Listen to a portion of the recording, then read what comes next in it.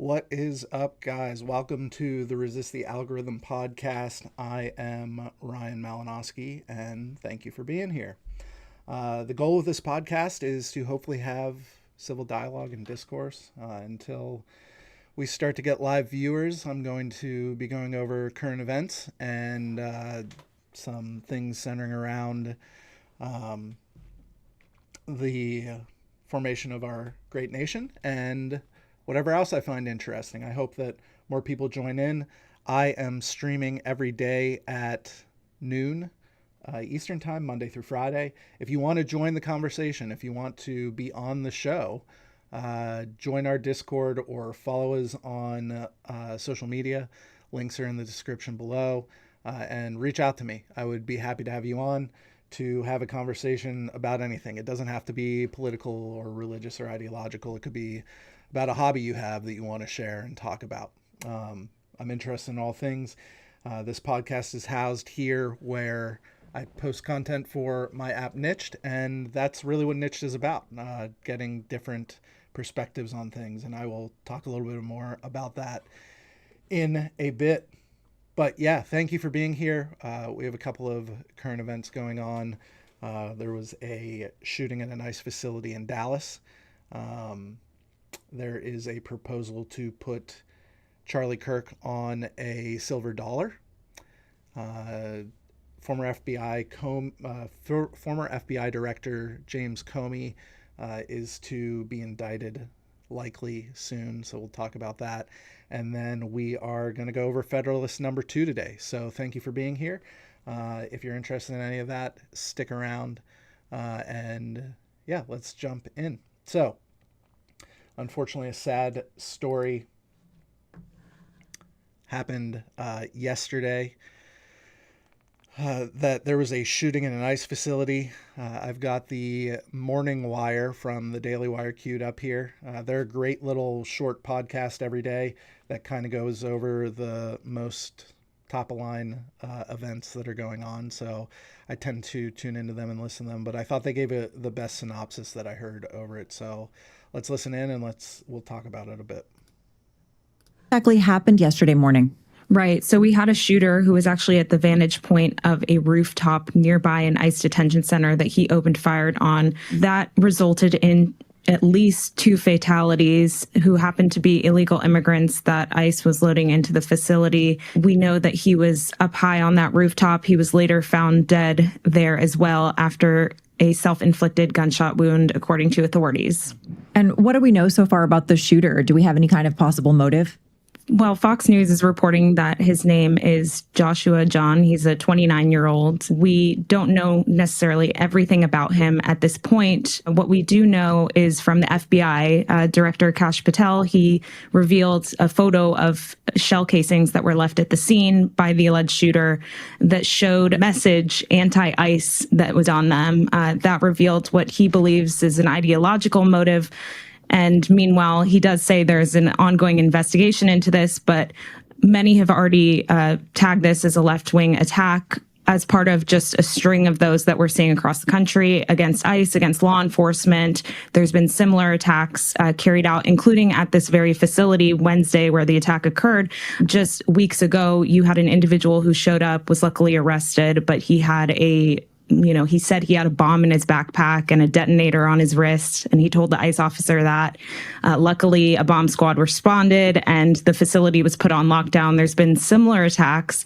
This is something also that Senator Ted Cruz spoke about at a press conference with federal law enforcement and the Dallas Police Department on Wednesday, where they revealed more information about this. He actually called for his colleagues on the other side of the aisle to lower the temperature when it comes to their rhetoric out in the public. To every politician who is using rhetoric demonizing ICE and demonizing CBP, stop. To every politician demanding that ICE agents be doxxed and calling for people to go after their families, stop. This has very real consequences. Look, in America, we disagree. That's fine. That's the democratic process. But your political opponents are not Nazis. We need to learn to work together without demonizing each other, without attacking each other. Now, what are you hearing from your sources on the ground about this shooting? Is ICE on high alert at this point because of this? Is this pattern of violence going to affect their operations at all? Right. So we know already that ICE has been operating amid a 1,000% increase in assaults. So they see it every day when they're carrying out arrests and their normal operations. Today, unfortunately, this is a continued part of that. This is an egregious example of it, but it was actually the intent of the shooter. According to authorities, they believe that the shooter was targeting ICE officers on Wednesday morning and saw an unmarked van pull into the facility and noticed people coming out and shot at them. They happened to be illegal immigrants that were being loaded in for processing instead of his intended targets of ICE officers. So they happened to be collateral damage. This is something that the Department of Homeland Security has emphasized, that anti-ICE agitators want to target ICE officers. They want to go after law enforcement, but they are putting these illegal immigrant detainees who they advocate for at risk.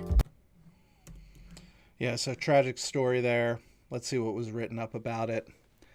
A shooter opened fire at an ICE facility in Dallas on Wednesday, killing multiple immigrant detainees. The gunman shot 3 detainees. 2 of them died from their wounds.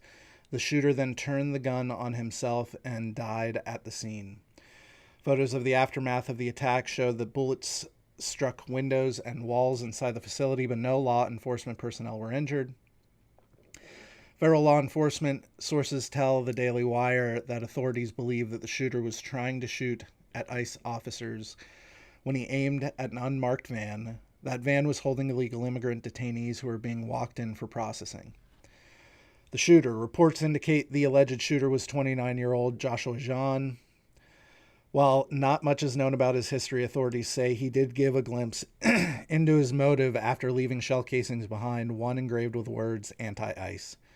The FBI is investigating the targeted shooting, and the agency's director, Kash Patel, says the casings prove that there was an ideological motive behind the attack.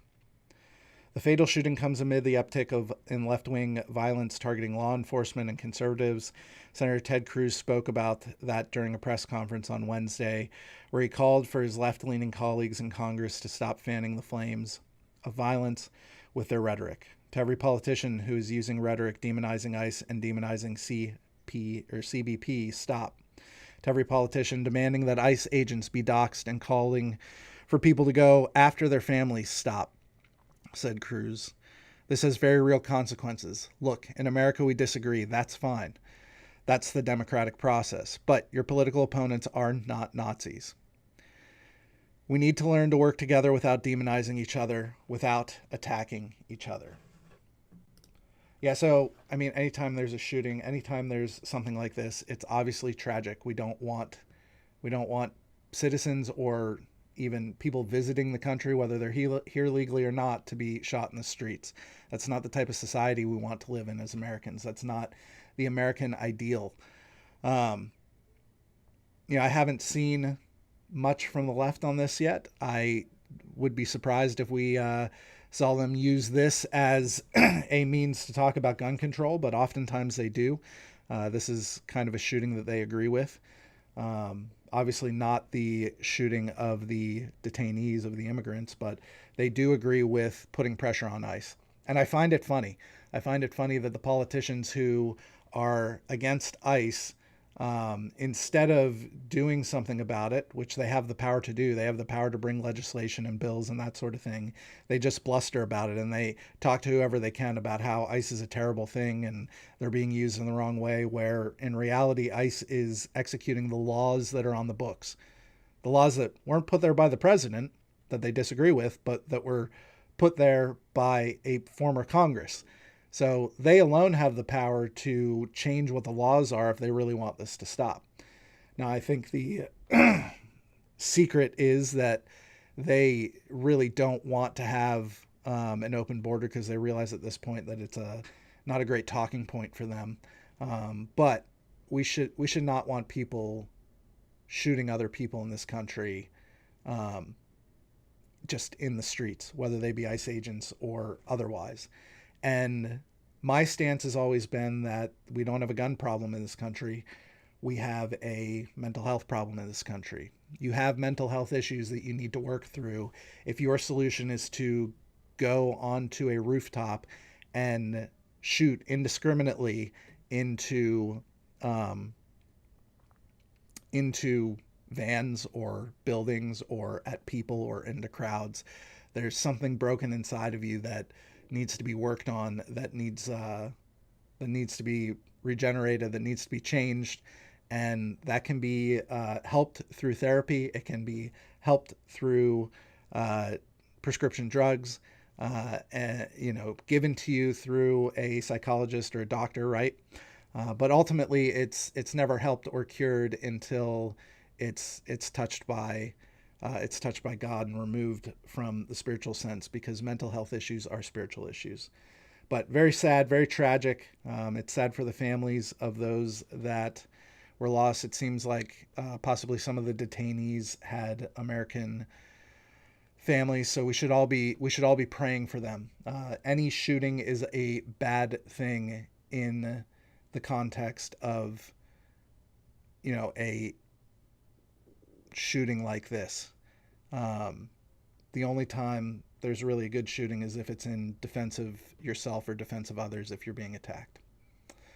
All right, so an interesting bill has been proposed by some House Republicans. Found out about this on Ground News. Ground News is obviously not a sponsor, but I would not mind having them as one. Ground News kind of takes the points from multiple sources and shows you whether this is being reported more by left or right wing or center types of sources, or where it's coming from, and it kind of gives you the highlights, and it shows you what the center is saying versus what the right versus what the left is saying. So it's a very useful tool if you want to get the highlights of the news, see what's trending, that sort of thing. But Wednesday, Republican Study Committee Chairman August Pfluger and Representative Abe Hamady, I believe I pronounced those right, maybe I didn't, plan to introduce a bill later this week directing the U.S. Treasury to mint 400,000 silver $1 coins bearing Charlie Kirk's image. After his assassination early this month, House Republicans proposed a bill to honor Charlie Kirk, Turning Point USA founder, who was shot at Utah Valley University on September 10th. The proposed coin would be inscribed with Kirk's full name and the year 2026 bearing his image, and the phrase, "Well done, good and faithful servant," August Pfluger said. Approval by the Treasury and the President would determine the coin's final likeliness, and passage would make Kirk, 31, at death, the youngest American featured on the U.S. currency. An 1866 congressional law bars images of living persons on the U.S. currency, while the coin proposal follows a bipartisan House of Representatives resolution last week honoring Kirk and condemning political violence. Let's see what the right points are saying. Those are the same. Hamady stated his life must be commemorated, and this coin will allow us to pass a reminder of his remarkable life on to generations to come. If passed, Kirk would become the youngest American featured on U.S. currency at age 31, as noted by Pfluger. Yeah, I mean, I think, again, whether you agreed with him or you didn't agree with him, it's hard for me to see how you could come to any conclusion other than that Kirk was a patriot, a man of faith, and that he only wanted what was best for the country. Erica, in her address at his memorial, said that his mission was to save young men just like his killer. And we should hope that all of our sons and daughters have the courage to speak out about whatever their beliefs are in a way that Charlie Kirk did. So I think this is a great way to commemorate him. I think that, I would love to have a coin just to remember, as a reminder of what Charlie stood for, because I think part of my message is the same as his, and not that it's started in the last week or so since I started doing this, but part of what I've always talked about is, having courage, being able to defend your beliefs. I think when someone challenges me and I don't have a good defense for it, it's something that I not necessarily get excited about because it's uncomfortable, right? But it's something that I appreciate and something that makes me stronger in my beliefs, or it helps me to change my beliefs. So I think that's a great way to honor Charlie and commemorate his life. So this podcast is sponsored by Niched. Niched is my app. It is a new type of platform, and we are doing something revolutionary with it. Niched is the world's first human interaction platform, and it's different from other platforms because I removed the things that make social media platforms so divisive. I removed things like algorithms and gatekeepers, algorithms in the form of the actual programming that is allowed to be tweaked and adjusted so that the platform can choose what information passes through its gates onto the other side and makes it to our feeds. Admins in the form of real administrators of groups on platforms and subreddits and all sorts of that type of thing on platforms, as well as, shadow moderators and even the self-appointed moderators who go and report everything that they don't like. So we don't have that in that form on Niched. Instead, what I did is I put the power into the individual user's hands. I gave you the power to control your feed through filters and functionality, so that if there's topics that you don't want to see, you just don't see them. If there are topics that you do see, they always show up in your feed. And as time goes on, I want to increase the freedom and the ability for you to control your feed in whatever way you want. Maybe you want to see certain topics during certain types of day. Maybe you want to see certain posts from a certain person, but not other posts under other topics from that person.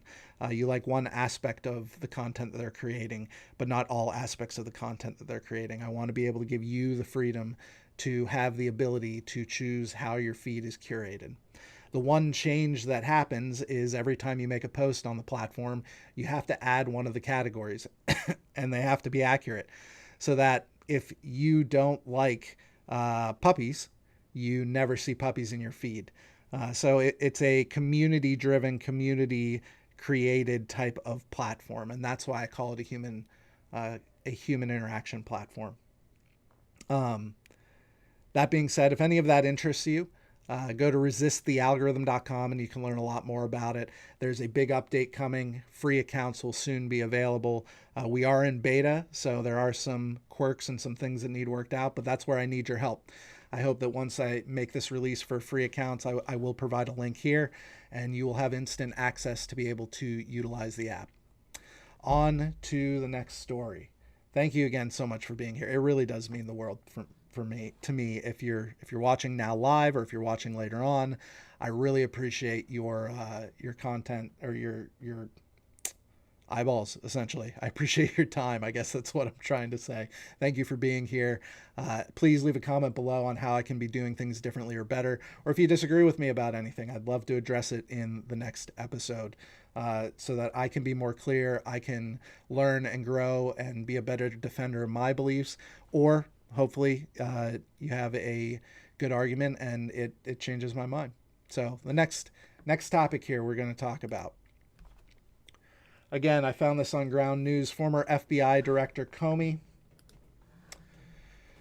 to be indicted in Virginia soon, MSNBC report. So the Justice Department is expected to indict former FBI Director James Comey soon, as reported by MSNBC and other outlets. Federal prosecutors are investigating whether Comey lied during his testimony, with a 5-year statute of limits expiring soon. The statute of limits expires next week, prompting urgency among federal prosecutors in the Eastern District of Virginia to act. Comey's testimony involved claims about leaking information, which Senator Ted Cruz questioned during the hearing in September of 2020. Anything else here? President Trump has publicly called for action against Comey and other political opponents in social media posts. Legal expert Ryan Goodman warned that the Justice Department's potential indictment of Comey could create an appearance of impropriety. All right, I'll say something about that in a minute. So when I was reading this, I was wondering, okay, well, what did he lie about? What is that about? So when there's gaps, oftentimes I go to another app called Perplexity, and it pulls in from multiple sources, just like Ground News. And I asked, what is Comey accused of lying to Congress about? James Comey is accused of lying to Congress during his September 30th, 2020 testimony about his handling of the investigation into Russian interference in the 2016 U.S. presidential election, specifically concerning whether he authorized the leak of information regarding the FBI investigation into Hillary Clinton's emails. During that testimony, Comey denied authorizing any leak, but conflicting accounts from former FBI officials suggested otherwise. The Justice Department is deliberating whether to bring perjury charges before the 5-year statute of limitation expires, focusing on the veracity of Comey's statements related to the issue. In summary, the core of the accusation involves whether Comey lied under oath about his knowledge or authorization of an information leak during pivotal investigations at the FBI. Okay, so the reason I chuckled when it said about essentially creating an appearance of impropriety, or, another concern might be setting a precedent up for this. The precedent's kind of been set already. And I think if someone has leaked data, someone as high up as the FBI director, we should be holding them accountable to that. We should be holding accountable all people in the executive branch, all people in the legislative branch, all people in the judiciary branch. I'm grateful for their public service, but also if they're doing something wrong, they need to be held accountable. That's kind of the point of America. We, the people, are the ones to hold them accountable. Oftentimes we do that through elections, but we don't elect the bureaucracy in Washington. We don't elect the guys in the ABC divisions, right? So then we should expect, and we should pressure, maybe pressure is the wrong word for it, but we should definitely expect our elected officials to hold those people accountable, because we can't elect a new FBI director in 4 years, because we don't get the luxury to do that. We get to elect the president. We get to elect our legislators who confirm these people into their positions. So they should be the ones holding them accountable. Absolutely. If he lied, if he perjured himself, he should be held accountable. That's a serious thing for someone who is entrusted as an FBI director to do, among other things. But I say this with full knowledge of knowing that, hey, that could be weaponized, and we're potentially in a situation right now where this can become weaponized in the future. Would I like for that to be the case? No, I'd like for us all to go weapons down, be civil, figure out things through conversation and bipartisan support on bills, and more of cross-pollination across the aisle instead of just party line voting on things. I think that would make for a better society, even though I don't agree with a lot of things on the left side of the aisle. Definitely. There's definitely things I don't agree with on the right side of the aisle as well. But this is where we're at. So one side shouldn't just stand down when the other side is armed to the teeth and armed up and ready to go. And I'm not talking about actual physical conflict there. I'm saying we should use the tools and legal mechanisms that are available to hold accountable the administrative branch, especially because we don't elect them, because it's almost now like a fourth branch of government because of how big they have gotten. So that's kind of my perspective on that. Those are the stories I have for today. Yesterday we went over Federalist number 1. Today, let's take a look at Federalist number 2.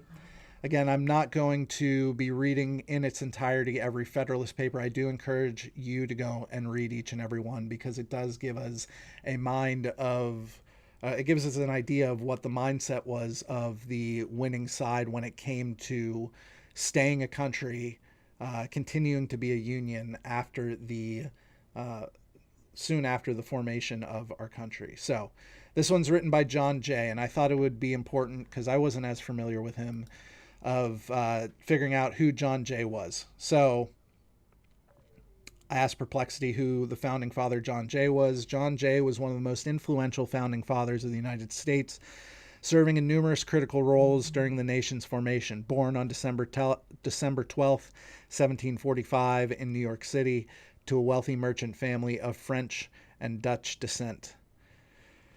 Jay became a lawyer and emerged as a key figure in American independence and early governments. Jay was born to a prominent merchant family whose ancestors were French refugees who had fled religious persecution in France. His grandfather, Auguste Jay, had moved from France to Charleston, South Carolina, and then to New York, where he built a successful merchant empire.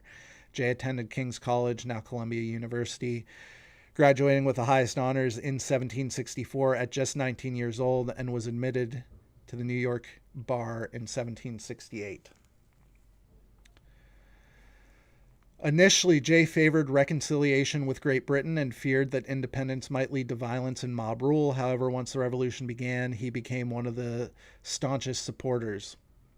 As a delegate to the First Continental Congress in 1774, he drafted the address to the people of Great Britain, stating the colonists' claim. He served as president of the Second Continental Congress in 1778. Constitutional Era and Federalist Papers. Jay was a strong supporter of the movement that led to the federal constitution and co-authored the Federalist Papers with Alexander Hamilton and James Madison, writing 5 of the 85 essays arguing for adoption of the United States Constitution. After ratification, President Washington appointed him as the first Chief Justice of the United States, serving from 1789 to 1795. Very cool. One of our founding fathers, very influential. It's interesting that he favored reconciling with Great Britain. In my mind, when you think of the founding fathers, you think of them as rebels without a cause most of the time, but he seemed to want to take a more diplomatic route. All right. Federalist number 2, concerning dangers from foreign force and influence. To the people of New York State. When the people of America reflect that they are now called upon to decide a question, which, in its consequences, must prove one of the most important that ever engaged their attention, the propriety of their taking a very comprehensive as well as a very serious view of it would be evident. Nothing is more certain than the indispensable necessity of government, and it is equally undeniable that whenever and however it is instituted, the people must cede to it some of their natural rights in order to vest it with requisite powers. It is well worthy of consideration, therefore, whether it would conduce more to the interests of the people of America that they should, to all general purposes, be one nation under one federal government, or that they should divide themselves into separate confederacies and give to the head of each of the same kind of powers which they are advised to place in one national government. Okay, so he's saying the decision is, do we split into separate government or separate countries, or do we stay one government? And he's kind of saying there, what I'm reading is it's a little bit of an odd question. Do we give the powers to one government, or do we give it to multiple little smaller governments? Okay, so he's setting the stage. It has until lately been received an uncontradicted opinion that the prosperity of the people of America depended on their continuing firmly united, and the wishes, prayers, and efforts of our best and wisest citizens have been constantly directed to that object. But politicians now appear who insist that the option is erroneous, and that instead of looking for safety and happiness in union, we ought to seek it in a division of the states into distinct confederacies or sovereignties. However extraordinary this new doctrine may appear, it nevertheless has its advocates, and certain characters who were much opposed to it formerly are at present of the number. Whatever may be the arguments or inducements which have wrought this change in the sentiments and declarations of these gentlemen, it certainly would not be wise in the people at large to adopt these new political tenets without being fully convinced that they are founded in truth and sound policy. It has often given me pleasure to observe that independent America was not composed of detached and distinct territories, but that one connected, fertile, wide-spreading country was the portion of our Western Sons of Liberty. Providence has, in a particular manner, blessed it with a variety of soils and productions, and watered it with innumerable streams for the delight and accommodation of its inhabitants.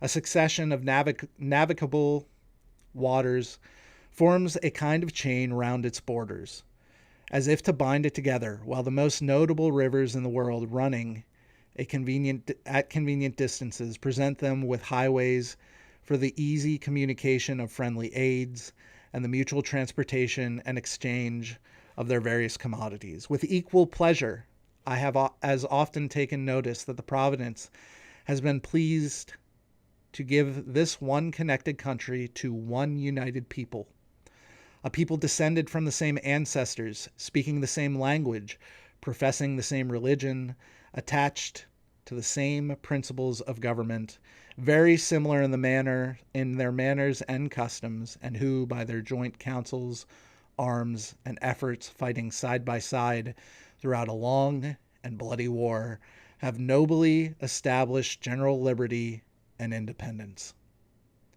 This country and people seem to have been made for each other, and it appears as if it was the design of Providence that an inheritance so proper and convenient for a band of brethren, united to each other by the strongest ties, should never be split into a number of unsocial, jealous, and alien sovereignties. Similar sentiments have hitherto prevailed among all orders and denominations of men among us. To all general purposes, we have uniformly been one people, each individual citizen, everywhere enjoying the same national rights, privileges, and protections. As a nation, we have made peace and war. As a nation, we have vanquished our common enemies. And as a nation, we have formed alliances and made treaties and entered into various compacts and conventions with foreign states. I don't know about you, but the 3 paragraphs previous to that, and even this last one, is some of the most beautiful language of describing America and how the American people who came here and the American land that was here they were kind of made for one another. He talks about providence, talking about how he's alluding to God there, right? Providence is a divine thing. He's talking about how it is providence that we are together, that we have, formed a government. We have similar language, similar religion, similar manners and traditions and that sort of thing. And it seems to me, it seems to me that we were designed for each other. Interesting. You should go and read the middle of this. It's talking kind of against the splitting of the Union, but here he kind of sums it all up in the last paragraph of the second Federalist paper. It is worthy of remark that not only the first, but in every succeeding Congress, as well as the late convention, have invariably joined with the people in thinking that the prosperity of America depended on its union. To preserve and perpetuate it with the great object of the people in forming that convention. And it is also the great object of the plan which the convention has advised them to adopt. So what's he saying there? He's saying that you sent some people to Congress and they agreed upon this. You sent some people to the convention. Many Congresses agreed on this. The first Congress agreed on this. You elected your representative. We all agreed on this, right? With what propriety, therefore, or for what good purpose are attempts at this particular period made by some men to deprecate the importance of this union? Or why is it suggested that 3 or 4 confederacies would be better than one? I am persuaded in my own mind that the people have always thought right on this subject, and that their universal and uniform attachment to the cause of the Union rests on great and weighty reasons, which I shall endeavor to develop and explain in some ensuing papers. So he's saying, why are we talking about this essentially, right? Why is this even a topic? We've argued about this. We've wrestled on this and we've come to a conclusion. We went to war for this, They who promote the idea of substituting a number of distinct confederacies in the room of the plan of the convention seem clearly to foresee that the rejection of it would put the continuance of the Union in uttermost jeopardy. So he's saying even bringing this up and having the conversation about it can put the Union at jeopardy, can put the country at jeopardy, whether it survives, whether it continues. This certainly would be the case, and I sincerely wish that it may be as clearly foreseen by every good citizen that whenever the dissolution of the Union arrives, America will have reason to exclaim the words of the poet, "Farewell, a long farewell to all my greatness." So he's saying there in the Second Federalist Paper by John Jay, even talking about this puts the country at risk. There is not certainty among the founding fathers that the country would continue. They knew what they were doing was an experiment. We read in the First Federalist Paper yesterday that they believed that they were the greatest empire ever to be conceived, the greatest country ever to be conceived, a uniqueness in the world. And they intended to be a blessing in the world. They talked about who was it? Hamilton, right? Hamilton talked about philanthropy in this. Right? Philanthropy and patriotism. Those are two core things that they were talking about early on. But they weren't sure that the country would survive, and they saw it as a great risk to have these conversations. Now, they weren't saying we should not have these conversations. They weren't saying that their opponents should not speak about this. But they were saying it's risky. These are risky conversations to have because we aren't on solid ground yet as a country. But what beautiful language it is about God's providence in the forming of America. Quite amazing. Emilio here, he said, I didn't know who he was. This has been good. I love the reading of the Federalist Papers. Thanks, man. Yeah, I've never read through all of them. I've read bits and pieces before, but I thought it would be good content, especially since I believe so strongly in the amazingness and the blessing that God has created in the country of America, the blessing we've been to so many other countries, and the strength and security and peace that we've brought through the world simply through our existence and our wherewithal and our courage to be who we are. Well, that's all I have for you guys today. Thank you for being here. Anyone watching now and later, remember, have courage, defend your beliefs, be challenged, pray for your enemies, and resist the algorithm. And I will see you tomorrow.